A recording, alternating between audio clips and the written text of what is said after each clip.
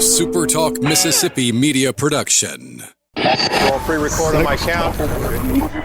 7, 6, 5, 4, 3, 2.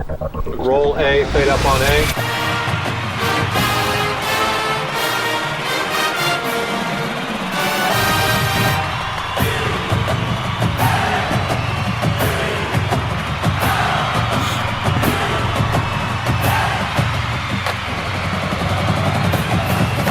Southern Miss to the top.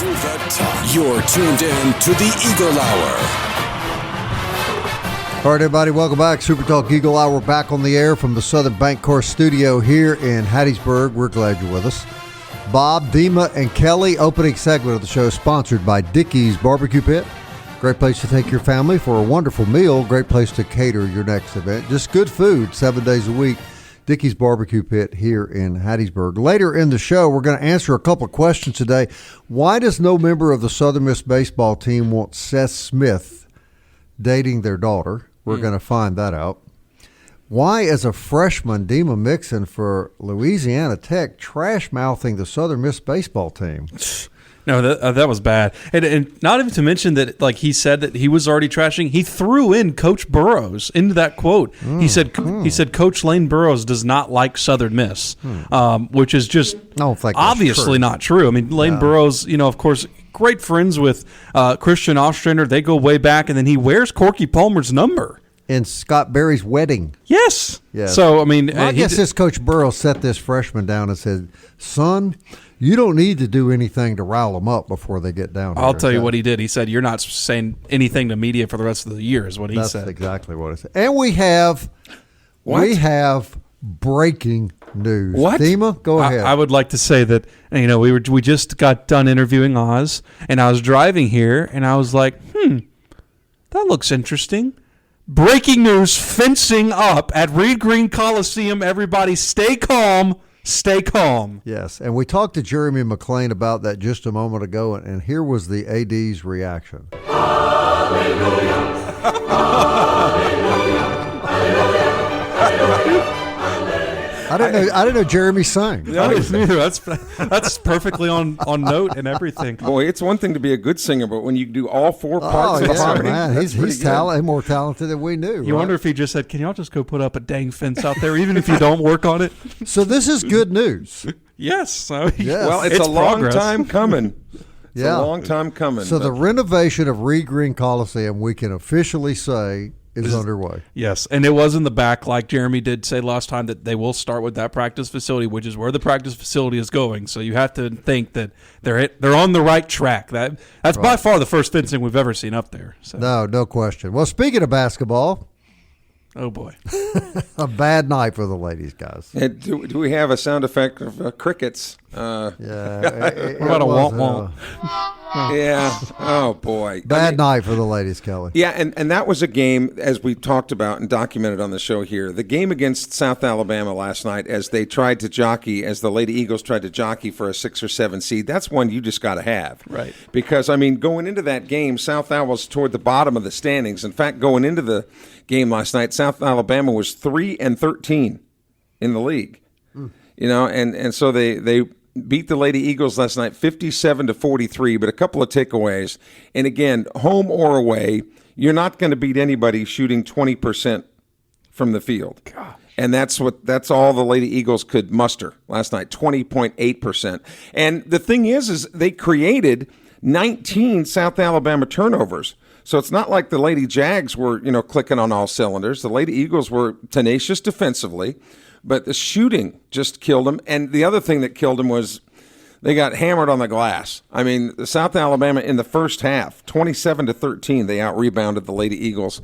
And to further the woes, the overall shooting woes, in the first half, Southern Miss shot 7.7% from the three-point area, which is an area that they've been certainly much better than that. But overall, 20.8% from the field. That's not gonna That's not going to win many games. So the Lady Eagles dropped to 14-15 overall, 7-10 in conference. And when you look at the other standings now in the Sun Belt, there's already 6 or 7 teams that are 2 games ahead of them, and there's only 1 game to play.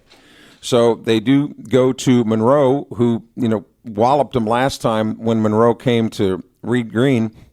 They'll play tomorrow night, and so both the women's and men's teams, the way that it's looking now, when they were hoping for maybe that 6 or 7 seed, are now looking at a 10 or 11. Yeah, it's not looking good. That was a disaster performance by the women. Like we covered yesterday on yesterday's show, if they would have won last night, the 6th seed would have been theirs to lose in that scenario. Now they dropped all the way down to the 9th seed, and because of how jumbled all of these standings are, if they were to lose to ULM on Friday, I mean, they're looking at a potential 7-11 scenario there. You'd be at the 12 or 13 seed, which would just be disaster chances for your chances to win the tournament. You go over to the men's side. Of course, we covered them. If they do not take care of business, not really take. I mean, it's going to be a tough game to win at South Alabama tomorrow night. They're looking at a potential 8-10 finish in conference, which would drop them to potentially all the way down into the to 10 or lower. So just disaster finish for the both men's and women's basketball teams. And if those are the seeds that generally that both of them wind up with, one word to describe their chances at the tournament: impossible. I mean, it's just impossible to win that many games.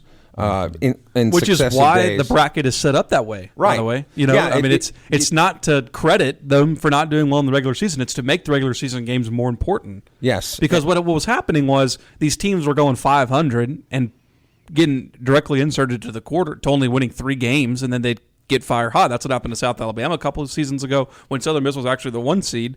If Southern Miss remember that season where they were doing really good in men's basketball, they were the 1 seed.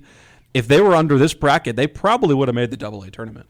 So once again, the boil, toil, and trouble, South Alabama's mojo or whatever they got going down there, they just... Well, this was a really bad loss for the women last night. It was disastrous. Yeah. I mean, that was not a good South Alabama team. That's what's important to note. Well, can you put your finger on what's happened?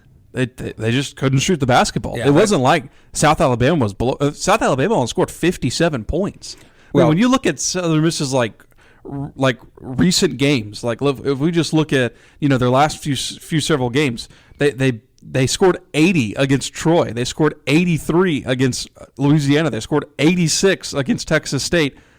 43 points last night. That's cutting your total in half. Yeah. And like I said, South Alabama scored 57 points.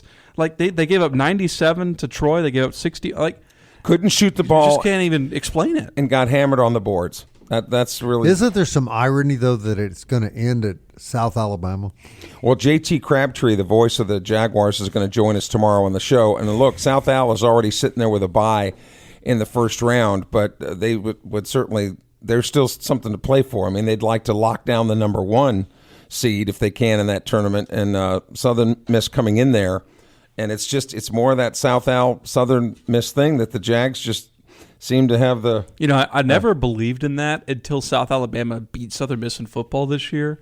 Where, that South Alabama team was so bad, and Southern Miss was... And I understand that, Braxton wasn't 100% healthy, not to get into football, but that was still what? Because they murdered him. It was 35-7 at halftime or something. So the regular season is finished tomorrow now. Both the men and women will finish the regular season. So when do we figure they'll play their first tournament game? Right now it's looking like they're both playing on Wednesday.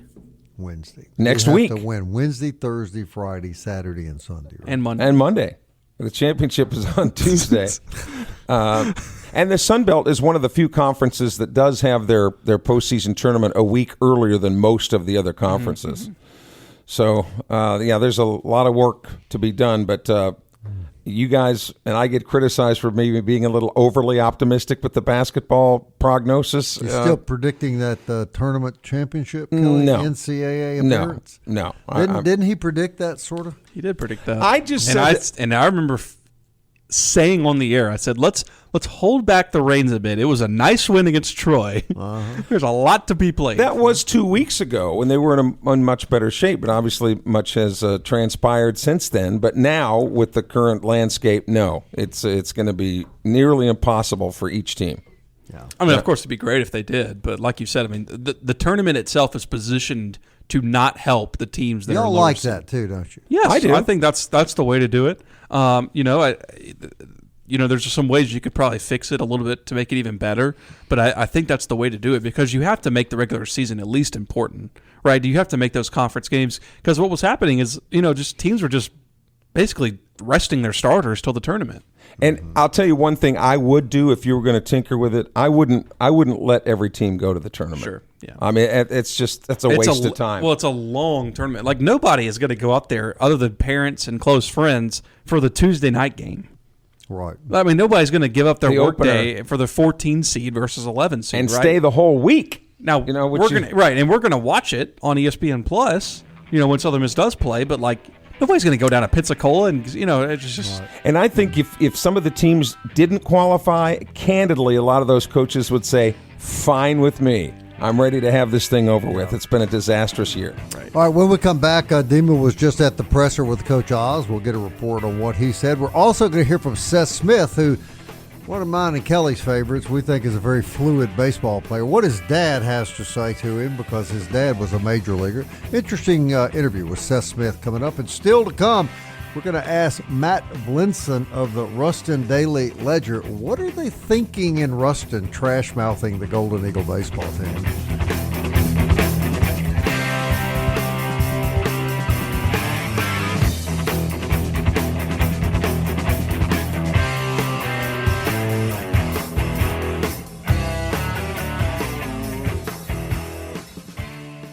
Big news from Robinson Electric Supply in Laurel. We've moved. You'll now find us directly behind our old building, right by Sawmill Animal Hospital. We're still your trusted electrical distributor, carrying everything from conduit to tape. And don't forget our full line of Milwaukee tools. Whether you're a contractor or a DIY pro, stop by the new Robinson Electric Supply at 1222 West 6th Street and see what's lighting up Laurel. Robinson Electric Supply. New location, same trusted service.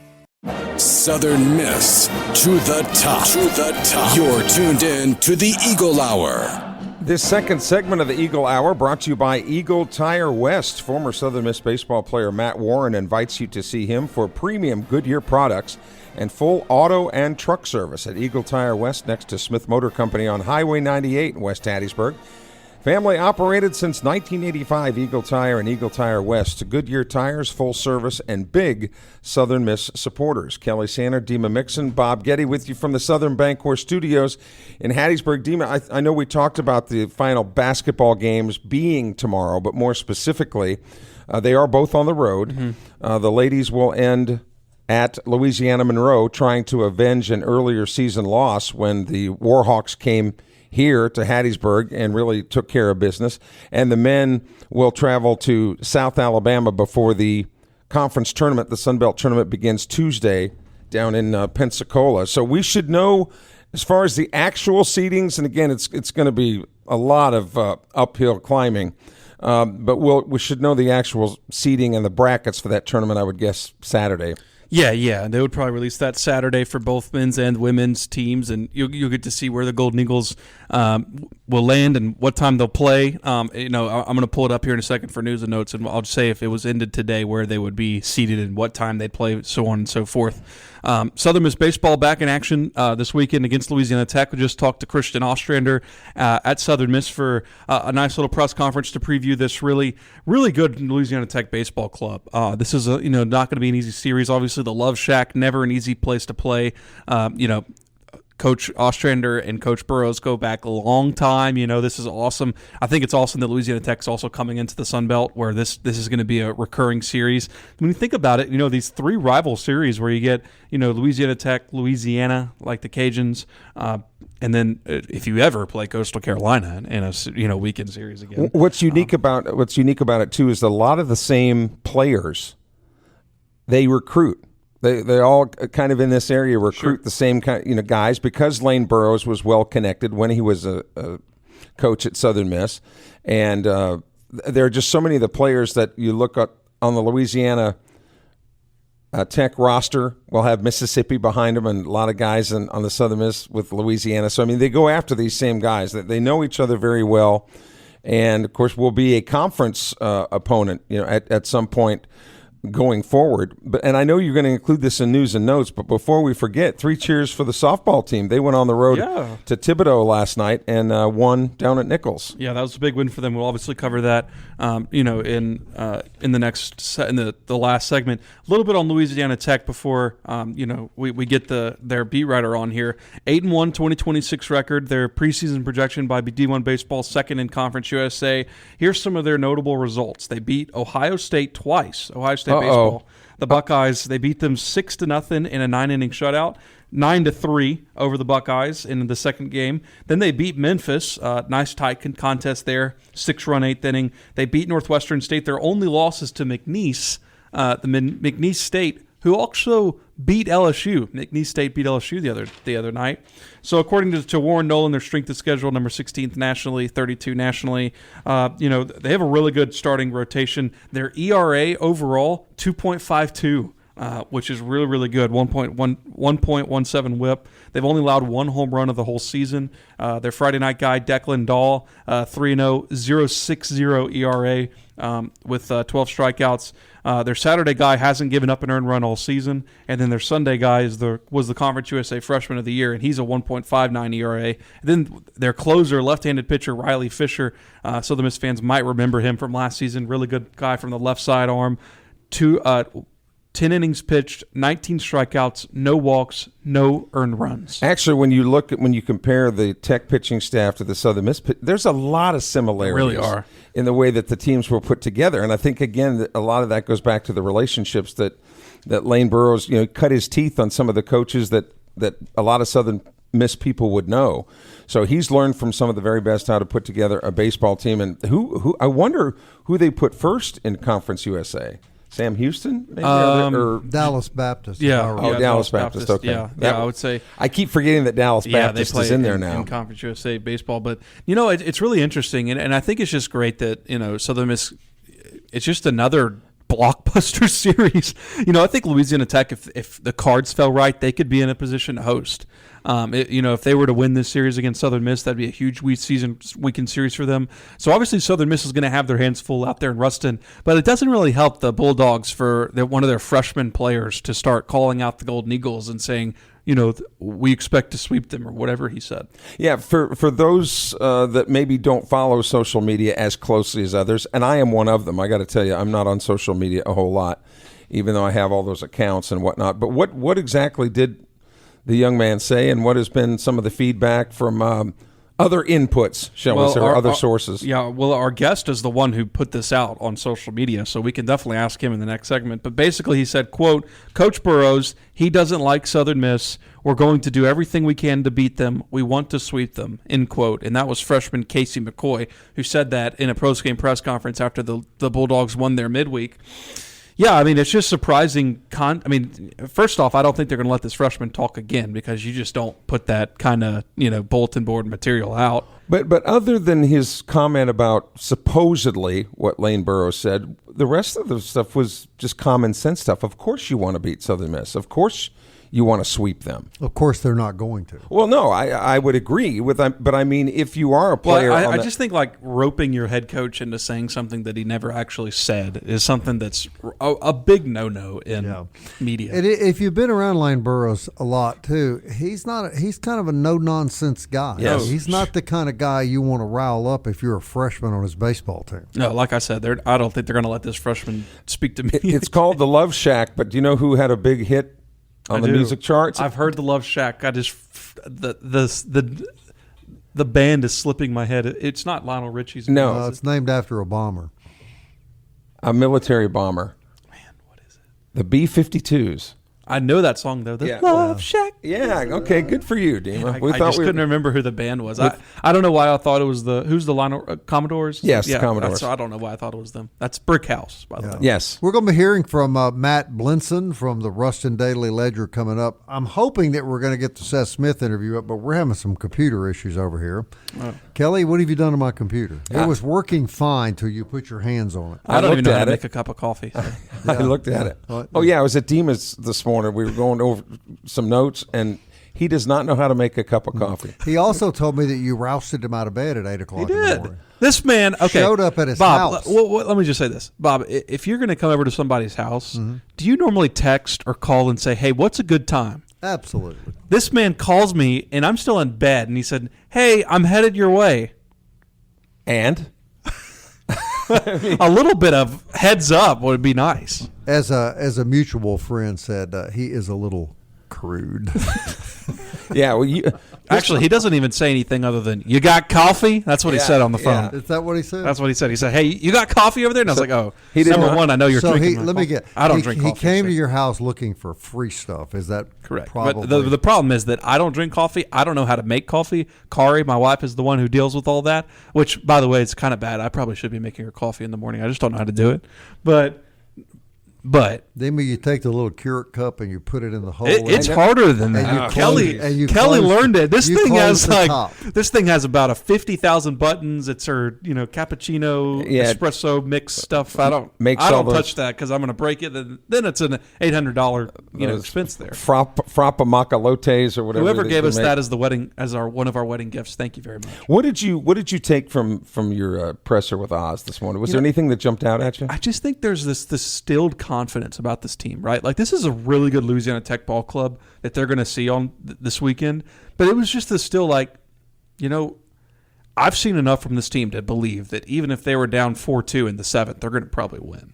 And I just think that confidence is so rare, especially this early in the season. And it's funny because I heard him on the national show that SuperTalk does, Sports Talk Mississippi, talking to those guys, and they asked him a great question. They said, what's one thing that you're still looking to see? And Oz said, I'm looking to see what happens is when they do feel that adversity, such as losing 2 or 3 games in a row, whenever that happens, Now there have been grains of adversity. Sure, where you lose your opener against UC Santa Barbara. Drop a fly ball in the Yes. 9th inning, and they've responded. So Yes. I believe they're going to respond when that adversity happens. But I think that's the last thing Oz is kind of looking to see. But there's still this like overarching sense of like instilled confidence in this group, in this veteran lineup.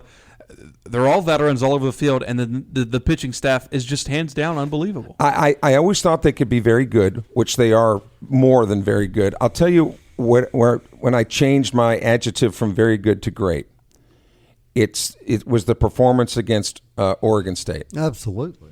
I mean, that's because Oregon State, it's arguable, but I think Oregon State was the best opponent they've played so far. Yeah. And they Oregon didn't. State was in the World Series last year. And they didn't just beat. They handled Oregon State. So not just everybody does that. So that's again when I started looking at this team like they're even better than I thought they were, and they didn't have a lot of room to go up, but that was a great win. All right, when we come back, we're going to go to Ruston, Louisiana, talk to a beat writer for the Rustin Daily Leader. The computer's coming back to life, so hopefully in the last segment we can bring you the Seth Smith interview and answer the question of the week. Stay with us.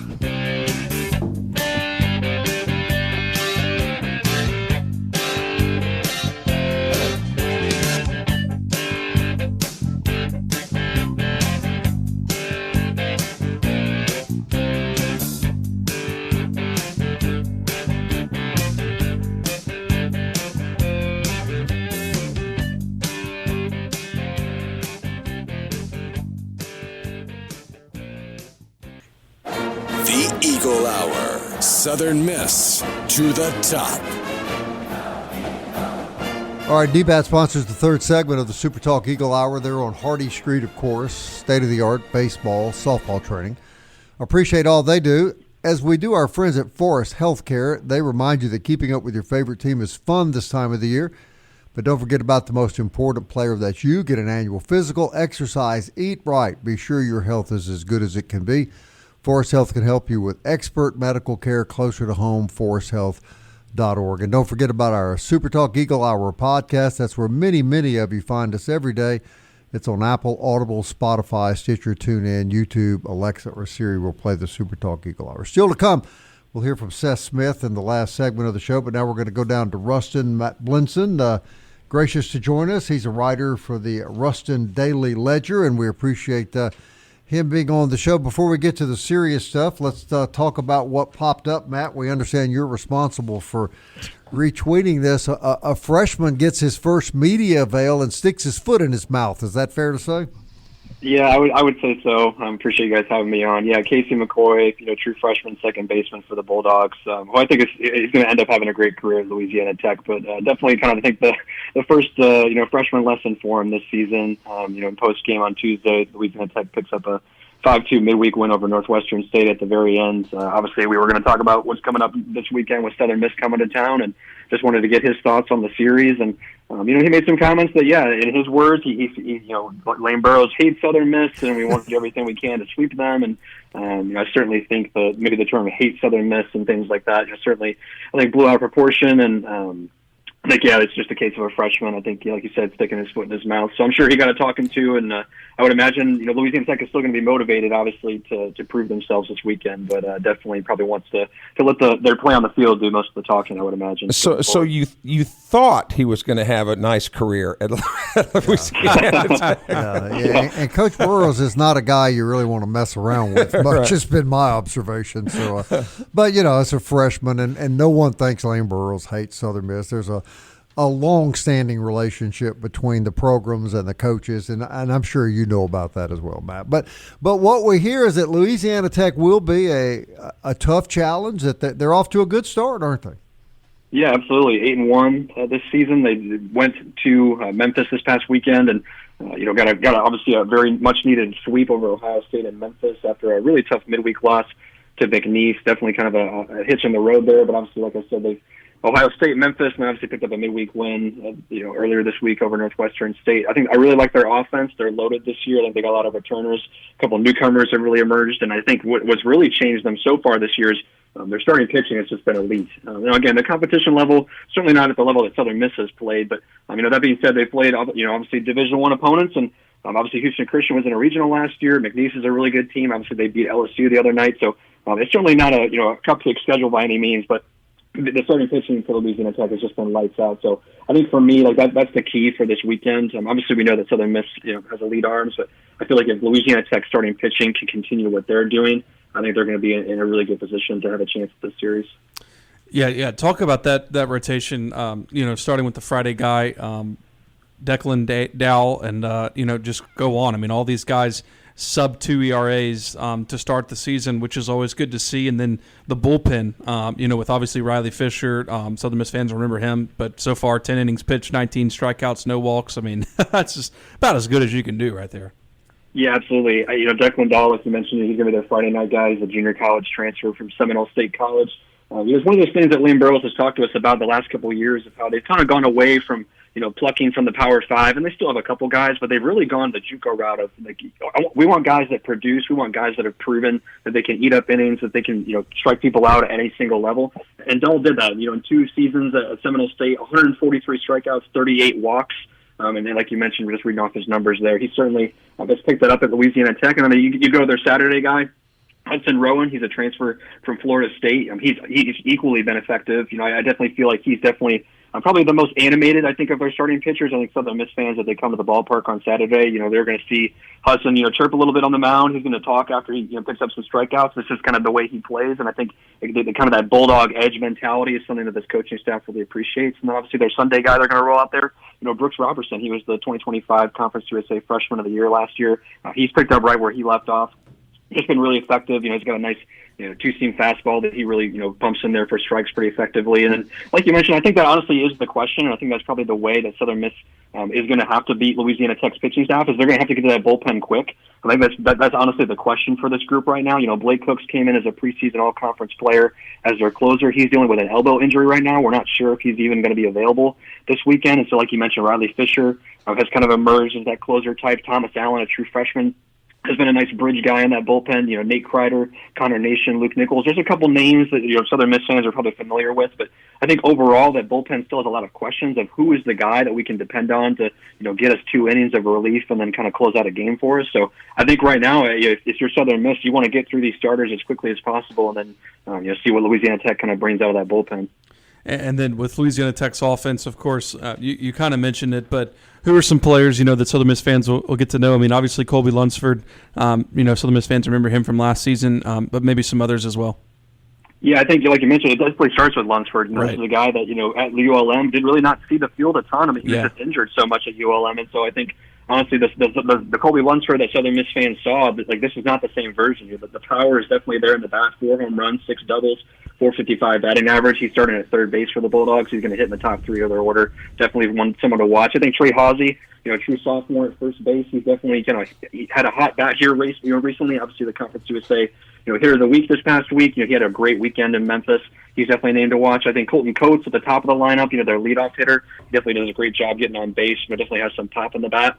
I think one guy that I'm still kind of waiting to, break out, which is crazy to say because you look at his numbers on paper. I mean, he's obviously having a great year so far. But Sebastian Mexico, this is a guy that hit 12 home runs for them last year. He has yet to hit one this year, but he's still hitting 389 at the plate, 14 hits, 8 RBIs. I mean, it's still a really great start to the season, but I think Louisiana Tech is still kind of waiting for him, Zeb Ruddle, a couple other guys that they brought back to maybe find the extra base power in their bat. And so I think there's some really great guys at the top of the order that have clearly produced, and I think there's some guys that they're waiting on to kind of, get into that second gear, the middle to the latter half of this order. Continuing our conversation with Matt Belinson, who really can't be too bad of a guy when he's an Iowa State graduate. Oh, here we go.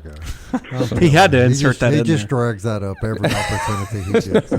Never mind. And no matter, Iowa State is not coming to Hattiesburg to play basketball. Kelly did ask our coach that, and the coach laughed at him. So, well, it's not the first time coaches have laughed at me, right? Real quick, Matt, we heard a little bit of what the freshman second baseman said about Southern Miss, but what is the coach said about playing Southern Miss? Yeah, I mean, obviously, he knows that this is a massive opportunity. I mean, he clearly has been paying attention to the Golden Eagles. He knows that this is a proud program that obviously has postseason aspirations every single year. And, these last 2 years, frankly, like Southern Miss has outcompeted and obviously won the last 2 weekend series against Louisiana Tech, obviously one in Hattiesburg and one in Ruston. And so, Lane Burroughs told us, after the Northwestern State win that, this is a major opportunity for his group, to not only prove that they can obviously beat the Golden Eagles and pick up a major series win, but you look at Louisiana Tech's schedule on paper, and they have some nice, midweek opportunities coming up here, later this month. But really, this is kind of the big resume booster. When you look at their conference schedule, like they have to go to DBU, they got Liberty. There's a couple of good series later in the year, but this is kind of the one where if you want to be a regional team, especially if you want to be in the conversation to host, you have to win this series. And Lane Burroughs said that as much, and he knows it's going to be a tall order. He obviously knows that it's going to get chippy, and it certainly, like we were joking about at the beginning, the social media, stuff at the beginning of this week only is going to add to that. But I think it's frankly a good thing. I mean, obviously, this is why Louisiana Tech is entering the Sun Belt. Like, obviously, these rivalries exist, these pre-existing, relationships exist, and so I think for Louisiana Tech, they're embracing the rivalry, they're embracing kind of the nasty streak that both of these teams have against each other, and I think they recognize that. Frankly, the tougher, the grittier team is going to come out on top this weekend because there's going to be a lot of back and forth. There's going to be a lot of emotions, but it's about which team can kind of settle in and just play baseball. Yeah, Matt, could you talk about that a little bit? Because there's been a lot of quote unquote hush hush about when Louisiana Tech's coming into the league. There's just been so much they might be coming in, they might not be coming in. Southern Miss, has been waiting to schedule their new football game or whatever, which they ended up doing. So that tells me that Louisiana Tech is definitely entering by the fall. But I guess just update our listeners on that. Yeah, I mean, everything that I've heard from the Louisiana Tech administration is that they are still planning a July, entry into the Sun Belt. I think, frankly, all they're doing right now is just kind of working through some semantics, some language as far as the buyout that they have to play, as far as the TV revenue and things like that to the league. And certainly, obviously, they've been busy here the past couple of months. Obviously, Conference USA sued Louisiana Tech for a public records kind of dispute. So I think they've been busy with that as well. So I would anticipate that within the next couple of weeks here, you're going to see some movement as far as maybe some schedule releases and things like that. But as far as I know, and as far as Louisiana Tech officials have made clear, that July is still the desired and the expected entry point for Louisiana Tech entering the Sun Belt. I think they're just still kind of waiting to, I think, just kind of get through some contract language and work some things out. But certainly, we expect to see that football schedule here, definitely by the end of this month, if not, the middle of March for sure. Matt, we really appreciate you coming on our program. We always look forward to playing Louisiana Tech in every sport, and we think this will be a great weekend matchup. And thank you, man, for your expertise and your time. Yeah, absolutely. Thanks for guys having me on. All right. Matt Belinson, everybody. Rustin Daily Leader. Did I tell you he went to Iowa State? I think you mentioned Okay. it, Kelly. Yeah, I think you did. Yeah. But Kelly, Iowa State's not coming here to play basketball. Just hang on, Just Bob. to let you know about that. If they'll take a check, I could, Why does no one want Seth Smith dating their daughter? We're going to ask him next.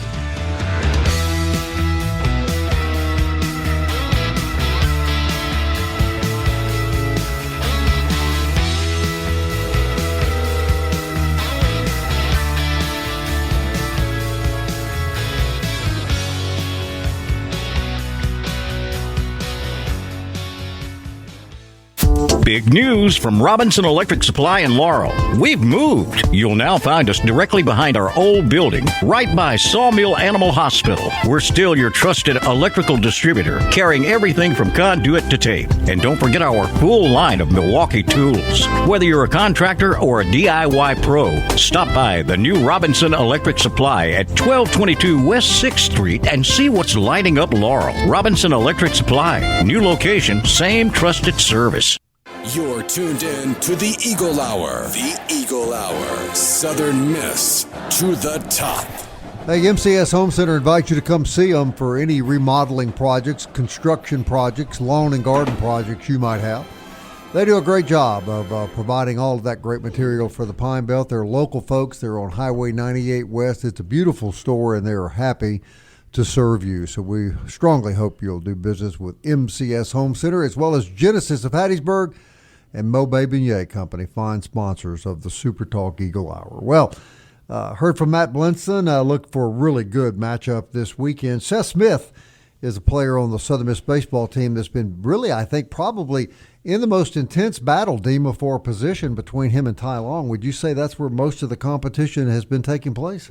Yeah, for sure. I mean, that was the one that really didn't know how that was going to end up. Of course, Ty Long ended up winning that position, but Seth Smith has given Ostrander no reason to take him out of the lineup after, he started with a 750 batting average and a 1.650 OPS. So I don't think he's coming out of the lineup anytime soon. No, I had a chance to talk to him after Tuesday night's game. Some of the guys that poked a little fun of him during the tournament out in Texas, we asked him about that, but more importantly, his play, his dad, who was a major league player, and how hard this kid has worked to get on the field. Okay, Seth Smith on the SuperTalk Eagle Hour. Been quite a weekend and a good Tuesday night for you. Talk about your game. You're really playing well. Like I said Sunday, I'm just seeing the ball well. I'm humbling myself and playing to my best ability. Do whatever I can to help this team win. What's been the secret? What's worked so well for you? I really have no idea. A little bit of luck, some confidence. I don't know, I'm seeing the ball well. Just trying to play for this team. This team's really special. We're going to do some good things this year. Seth, you've been in a battle all year, back into spring training for the job at shortstop. Has that helped you fine-tune your game, though? I'd say yes. Me and Ty are good buddies. We kind of joke with each other on and off the field. I want what's best for him. I think he wants what's best for me. It's just something that we trust each other, and whoever's out there, we're going to pull for each other. We know they're going to get the job done. Seth, I don't want to get ahead of myself, but man, this team looks really, really good. It does. We pride ourselves on taking things one game at a time, and so we're looking forward to playing La Tech and Rustin on Friday. They were talking about you during the broadcast Saturday, and they were talking about your baseball pedigree and your dad's history. How much do you talk to your dad about baseball? A lot of our conversations are baseball. If I'm ever struggling, if he sees me ever getting too cocky or whatever, he'll put me in my place. He knows a lot about the game, and he helps me a lot mentally. All right, I have to ask you this question. You probably know what's coming. There was a highly publicized interview with all your teammates before the start of the tournament, and for some reason, every one of them was asked, what is the one player on the team you would not want your daughter to date? And my man, you were the unanimous choice. I know. I was just, as you can see in the video, I was pretty shocked. It's all good, clean fun. I don't think they meant anything by it. It was just a joke. I don't know. I feel like I'm a pretty good guy, so I don't know. Is it your walk-up song? No, I do like the walk-up song. It's working for me. It's a good song. I don't know. Did that come as a surprise to you? Did you have any idea they were going to do that? Zero idea whatsoever. I had no clue. But doesn't that speak to the brotherhood on this baseball team? Yeah, there's a lot of old guys, a lot of guys that have been here for a while. We've grown close. Our chemistry's really well. We bond really well. We love each other. You can see it as we play. Like anybody that's out here, we're gonna pick them up as soon as they get back in the dugout and support them. All right, that's Seth Smith, everybody, and had a little fun with him, of course, and that was all in good fun. But his dad, pretty big major leaguer. Yeah, let me tell you about Jason. Well, Jason Smith, his dad was born in Meridian, and a lot of people probably don't know that his dad's cousin is Austin Davis, former Southern Miss quarterback. So his dad Great has Southern Miss. Yeah, one of the most probably underappreciated ones that we've ever had at Southern Miss. But his dad was an infielder, played with, broke in with the Cubs and actually wound up retiring with the Astros after an 8-year career, but actually spent a year with my Detroit Tigers. So infielders. Is that what ended his career? No, he actually went on after that. Most people would say, yeah, if that's who I get to play for, then I'm done. But to have a career, 9-year career as an infielder in the bigs, you got to be doing something pretty right. Good. Yes. It is weird the team said that about Seth Smith, because when you think about his walkout song, "My Kind of Lover" by Billy Squier, I know, you can't be was, complaining about that. Yeah, so. no, it was all in good fun, and I think he enjoyed it, to be honest with you. Dima, we're rubbing off on you because Billy Squire's back more mine and Bob's time than yours. Go drink your coffee. Yeah, for you. I guess both you guys would agree, though. He's really made an impact the last few games. He's played very I mean, he's well. probably the only reason they beat Southeastern Louisiana. Number one, he had that 2-out single in the ninth, and then obviously a huge weekend at Round Rock, and then the other night against Bama. I mean, 3 for 3 with a walk. I mean, just incredible production. And Kelly, you and I've always liked that kid. And there's nothing this would never happen, especially at Southern Miss. But Seth Smith's the kind of guy that if you needed in an emergency to have a left fielder or put somebody behind the plate as a catcher, he's so, anywhere. He's so good and so athletic, and his baseball acumen is off the chart. You could put him anywhere, and he would perform terrific, I think. Yeah, great kid. So we had fun poking a little fun at him, as the team did, but all in good fun. All right, big weekend coming up, man. We'll be talking more about it tomorrow. Who we have tomorrow? JT Crabtree, the radio voice of the South Al Jags. And Mark Etheridge with D1 Baseball joining the show. Good stuff tomorrow. Basketball and baseball. Yeah. Hope you'll join us. Thanks for listening. Southern Miss. To the top. Into the future. Time keeps on slipping, slipping, slipping into the future. I wanna fly like an eagle to the sea. Fly like an eagle, let my spirit carry me. I want to fly like an eagle till I'm free. I go through the revolution. A SuperTalk Mississippi media production.